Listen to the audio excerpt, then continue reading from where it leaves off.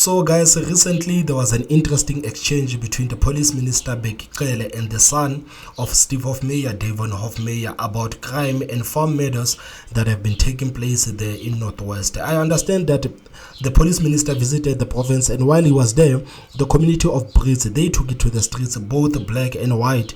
They took it to the streets. They went to police station to actually confront the minister, to tell the minister that, man, we are dying right here. The communities are suffocating. The people are suffocating. Criminals are terrorizing our communities. What is it are you doing? Because we can tell you that South African Police Service is doing nothing. So as a minister, what is it exactly are you doing to ensure our safety? And if you cannot ensure our safety, please be transparent with us so that we can protect ourselves. So that was the message coming from the community of Brits to police minister, that, man, we are suffocating right now. People are suffocating. Criminals are doing as they please. And there's nothing that we can do, because even if we report these guys to South African Police Service, tomorrow they are here doing the same things that they were arrested for. So as a minister, what is it exactly that you are doing there in your high and fancy offices? What is it are you doing to ensure our safety? The Bheki Cele, you are standing in front of a community that's worried. Where's the answers we've been waiting for? Not only on farm, not only talking about farms now, because this whole thing here has been pushed a little bit aside instead of farm owners. What's happening in our communities? Every person standing here from Brits is fearing for their lives every single day, and they are not getting the answers that they need. Why? And I feel like that, man, crime is affecting all South Africans right now. It is so bad, man. All South Africans are being affected by crime. I don't care whether you live in the suburbs. I don't care whether you live in the townships. I don't care where you live. Right now in South Africa, you are affected by crime. It's coming from all sides. We don't have borders right now in South Africa, man. People are just coming to South Africa to do as they please. You can see the Bangladeshis and the Pakistanis. They are selling rotten foods. They are making their own products. Children are dying right now in Soweto. 2 kids have been buried in Soweto for consuming the biscuits that they were sold right here in their own communities. And you have government officials right now talking about, man, the government must now convene a meeting with the shop with the spaza shop owners to talk about all of these things that are affecting South Africans. But these are the issues that South Africans have been complaining about for years. Foreign nationals didn't come yesterday to build shops in our communities. They've been here for years. And people have been saying that, man, these guys are selling our children rotten things. These guys are selling our children fake food. And as a result of that, people are dying left, right, and center. And they didn't do nothing. Until now, there's a bit of backlash after 2 children in Soweto died for consuming the biscuits they were sold in their own communities. And now they are saying that we have to do something about these about these guys who come into our own communities, make up their own products and sell these products to our poor communities. Man, the crime is affecting us. It's coming from all sides. It's coming from all sides. I don't want to talk about drugs, man. Children have been fed drugs in our communities. They cannot even contain crimes there in big cities. Johannesburg, the whole of CBD right now, it has turned into an illegal settlement. People are going to Johannesburg, man, and other cities in South Africa. Simply walk there. They hijack the buildings. They turn the buildings into informal settlements. They connect their own illegal electricity and water. And last time we saw 70 people lost their lives as a result of that. And still they didn't do nothing. As I'm talking to you today, a lot of buildings in Johannesburg are still being occupied. They are being hijacked. There's nothing they can do, man. There's nothing they are doing about that. The kidnappings, man. Children are being kidnapped left, right, and center, man. Crime right now in South Africa is completely out of control. And we have a police minister, man, who I don't know, man. I don't know how to describe Bheki Cele, man. You see the crime that is happening right now in our country, man. Like I said, man, it's coming from all sides. whether it's murder, whether it's burglary, whether it's kidnapping, whether it's drugs, whether it's illegal documentations, man. People right now are applying for jobs with illegal papers. People are forging certificates right now in South Africa. They are forging IDs, forging certificates, forging passports. What is the police minister doing about the crime, man, that is affecting South Africans right now? What are these guys doing? We cannot trust the South African police service, man. You cannot trust these guys. You cannot. These guys are working with the criminals. We know that. We know that. You watched that show. You remember that show that was on Moja Love? Since October, man. Those guys, they used to bust the criminals red-handed live on national television. And the following week, man, a criminal will make a video on TikTok mocking the whole production, mocking South Africans. These guys will get arrested next week. They are on social media, man. They are mocking the processes of our criminal justice system. They are mocking our processes. So how can South Africans be told to trust the South African police service, but when these guys are clearly working with the criminals? Right now, it is not the matter of alleged. It's a matter of clearly the South African police service is working with the criminals. It is a fact. And you are being told not to take the matters into your own hands. Well, South Africans, you are on your own. Bheki Cele, you are standing in front of a community that's worried. Where's the answers we've been waiting for?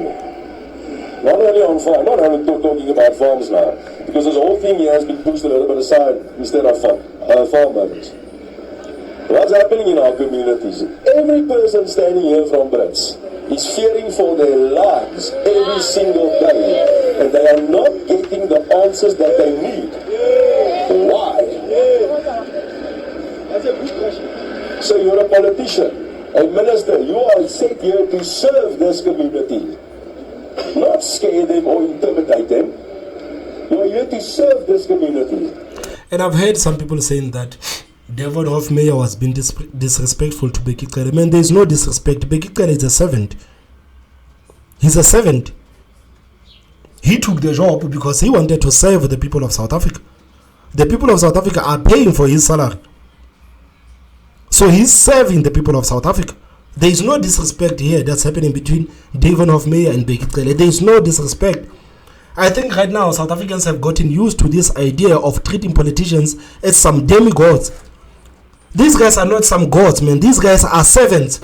And this is exactly why the politicians in South Africa do not even respect the citizens of this country, because the citizens in this country are treating politicians as some gods. These guys are not gods. They are the servants, and they need to be reminded that you guys are serving us, not either way around. You are serving us, not either way around. So to all of those guys who said that Devon was being disrespectful to Bheki Cele, man, he's not been disrespectful. He's telling him, and it is true, you are serving us, not other way around. What is going to be put in place to stop farm murders? We want that answer while the community is standing here. You guys should have figured it out by now. What is going to be put in place? We need action from you guys. And if you don't want to do action, give us the privilege to do it ourselves. Where's the commando corps gone to? That we've had on our farms protecting our farmers day in, day out. They weren't hurting people. They weren't shooting white, black people on the streets. They were protecting the farmer and its assets. Looking after these people standing here. If you guys don't have the resources to do it, give us a bit of charge and we will do it for you guys. Many farms. But I visited many farms where there have been these serious murders and serious, sometimes rapes and all that, especially the Lake land of KZN, your Lady Smith, your Fryhead. I've been there visiting those areas and visiting these farms. To me, they are not just farmers. They are also South Africans. And South Africa is responsible for you like any other poor, rich, white, black. So long we are South African, this 205 you talk about of the police is responsible for every individual. We don't have to know your name. We don't have to see your face. We don't have to know what you do. It's enough to say you are a human being, you're a South African, we must immediately take responsibility about you. Police, that is why, even here, these matters that have happened, last year 4, this year 7, there are 10 people that have been arrested here, and all of them except one, they are still in custody. Only one that is on bail. And remember, those people that have been arrested are those people that attack farmers, but there are farmers that attack their own workers. Yes, before we talk about farmers who are taking their own workers, I want us to talk about this whole thing of saying that these criminals are in jail. Many criminals going to jail right now in South Africa. It's a mockery. It's a slap in the face to the citizens of South Africans, man. Guys, where do you live? Criminals, they have cell phones, they have televisions, they are doing the TikToks, they have YouTube channels. These guys are having fun in jail. And the worst part is that the citizens who have been terrorized are the ones paying for everything. So someone comes into your house, they try to kill you and your family. This person has been taken to jail. And guess what? You are going to feed this person through your tax. It's a slap in the face to the people of South Africans, man. For how long will South Africans, man, condone this whole thing? Our jails are nothing like those jails, man. Have you seen those jails in those documentaries in Indonesia, in Central Africa? Man, those are proper jails. Those are proper jails, but you see our jails, man. Our jails is just a smack in the face to the people who have been terrorized. It's a smack in the face. Those guys, they have televisions, they have cell phones, they have routers. These guys, man, they are living nice in jail. They are living nice. And we have been told, man, this is a correctional service. How many people have been corrected after they went to jail in South Africa? What are the statistics? We know that we want to, it is not a jail, basically. It's a correctional service where people go there to be rehabilitated. How many criminals have been rehabilitated in South African jails? How many criminals have been rehabilitated in South African prisons? How many? Because these guys, they see that, like, they take an advantage of that. They're not scared to go to jail. Sending a criminal to jail, man, it is not the worst thing that you can do to a criminal. It is not. Because these guys, they have their friends there in jail. They are doing as they please. They have drugs, they are selling drugs, they are selling everything. They have cell phones right now. Like I said, they have TikToks. They have YouTube channels. These guys are living nicely there in jail. So sending criminals to jail right now in South Africa, it's a slap in the face to the citizens of South Africa. It's like someone coming into your house trying to kill you and your family, and you are taking this person to holiday. And we say that we are rehabilitating them. Where are the statistics, man, of these guys who have been rehabilitated after they went to our prisons? Where are the statistics? It's a slap in the face, man. It's a slap in the face to the hard-working South Africans who are paying the tax in this country. It's a slap in the face. They are still in custody. Only one that is on bail. And remember, those people that have been arrested are those people that attack farmers, but there are farmers that attack their own workers. That is the truth, man. It's true.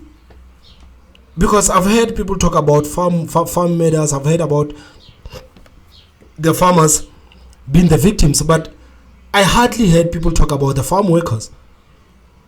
I don't hear people talk about the statistics of the farm workers. How many farm workers have been killed?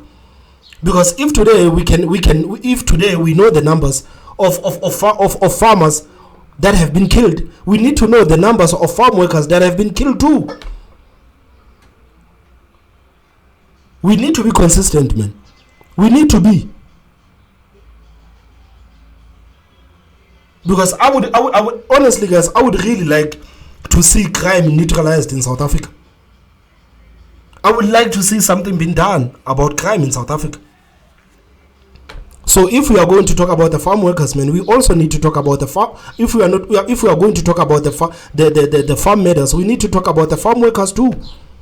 It is very important to highlight the fact that a lot of farm workers have been killed in the farms, but no one is talking about their statistics. And we need to talk about that. We need to be just as vocal about the farm workers that have been killed there in the farms. Let's be neutral, guys, man. Let's be neutral. There are matters that are caused by farmers to farm workers and farm dwellers, and vice versa. So we must look at human beings and not categorize them as if they are better and huge people than others. There is nobody greater than other when it comes to human beings. Human beings are equal and they must be treated as such. Employing people that have no documents. Yeah. Facts.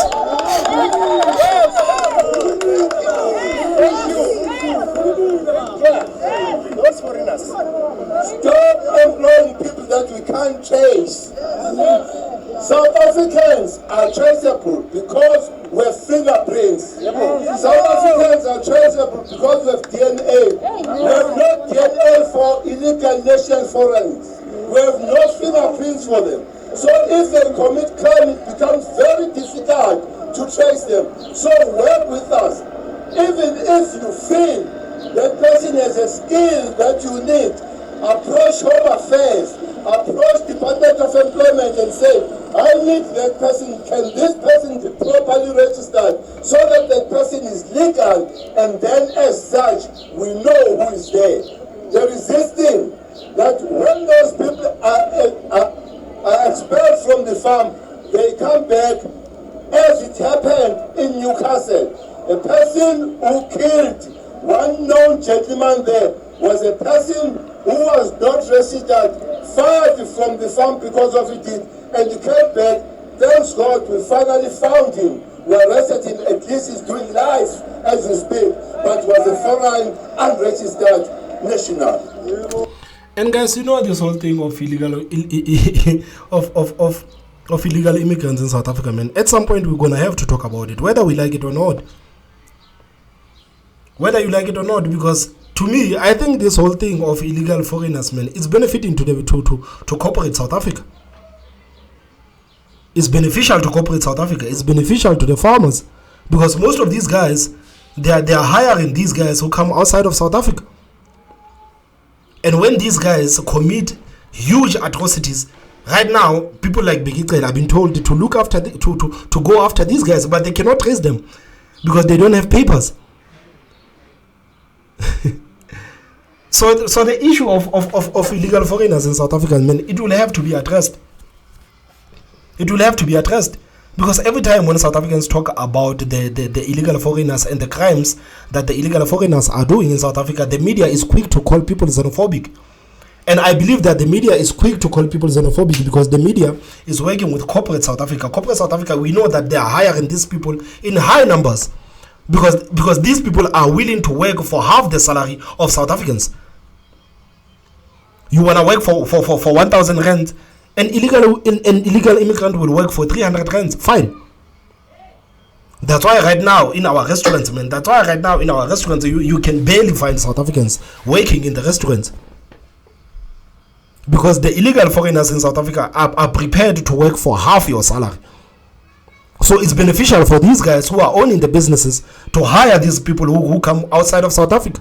But it becomes a problem when these guys who come from outside of South Africa commit crimes. Right now, the police have been told to go after these guys. How can they go after these guys when they don't know where these guys come from? So at some point, we really have to dismantle that relationship between corporate South Africa and our media. Because the media is covering up for these people.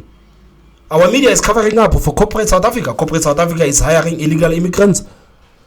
If you say anything about illegal immigrants or the crimes that have been done by illegal immigrants in South Africa, guess what? You are xenophobic. You are xenophobic.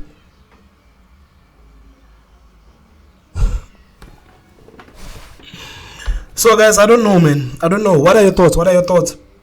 What are your thoughts? Please tell me what you think on the comment section.